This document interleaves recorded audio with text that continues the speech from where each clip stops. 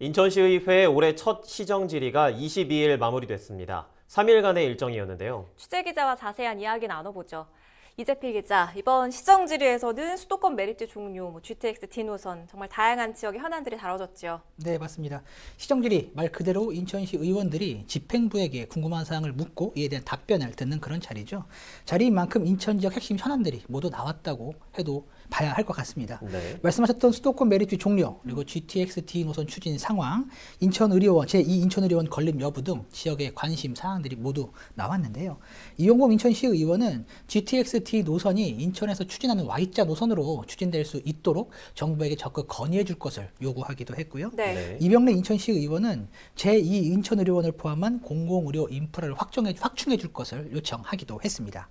인천시는 이에 국립대 의대를 인천에 유치하는 방안을 현재 정부와 논의 중에 있다, 이렇게 답변을 하기도 했는데요. 특히 수도권 매립지 종료는 이번 시정 질의의 핵심 이슈 중 하나였습니다. 네. 환경부와 서울시 그리고 경기도가 수도권 매립지 연장 사용을 희망하고 있는 가운데 과연 인천시가 계획했던 대로 2025년 매립지 종료를 이끌어낼 수 있겠느냐 하는 이런 우려의 목소리였습니다.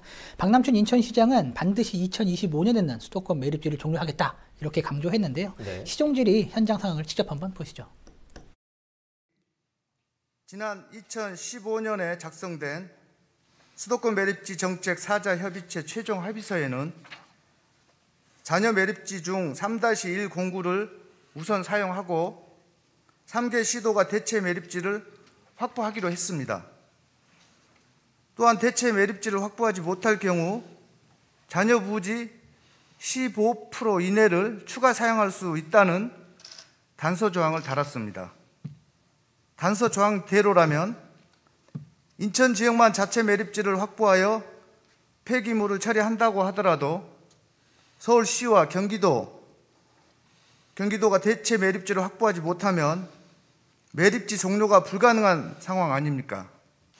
당시에 4자 합의 단서 조항 자체가 이미 수도권 매립지 연장 사용을 염두에 두고 삽입되었다라고 시민들이 생각하셨기 때문에 심각한 독소 조항이라는 비판을 받았어요. 저는 지금 같은 저렇게 수도권 매립지를 대규모로 조성하겠다 하는 저것 자체가 신의성실의 원칙에 위반한다 하는 확실한 생각을 가지고 있습니다.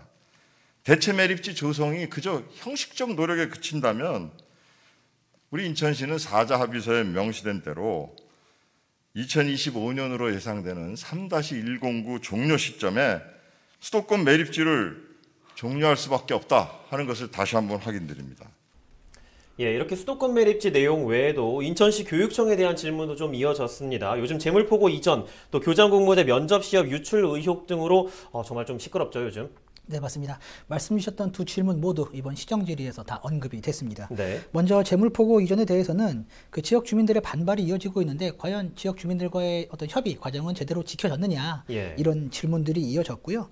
또 재물포고 이전이 지역 교육 환경 저하로 이어지는 것 아니냐, 이런 우려도 있다, 라는 이런 지적도 나왔습니다. 네. 이에 대해 도성훈 인천시 교육감은 그 재물포고 이전 부지에는 교육 복합단지를 조성할 계획인 만큼 지역 교육 인프라는 훨씬 발전할 것이다, 이렇게 답했고요.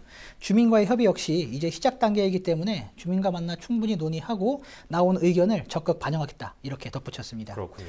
그리고 또 하나의 이슈, 그 교장 공모제 면접 시험 문제 유출 의혹에 대해서도 의원들의 질의가 이어졌습니다.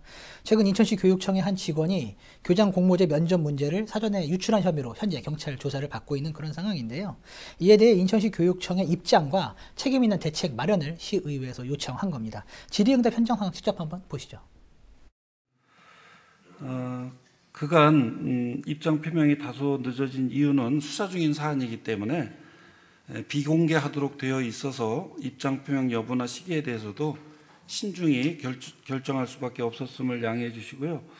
다만 분명하게 말씀드릴 수 있는 것은 1월 사안 보고를 받은 즉시 감사관에게 지휘과에 관계없이 엄정히 조사 처리하도록 지시를 했고, 감사관실 조사 결과 위법 정황이 있는 것으로 판단해서 수사기관에 정식 수사를 요청을 했습니다. 그래서 이 사안에 대해서는 사안 인지 단계부터 엄정하게 대처해 왔음을 말씀드리고, 네, 이번 시정 질의는 헬로TV를 통해서도 생중계됐지요. 네, 맞습니다.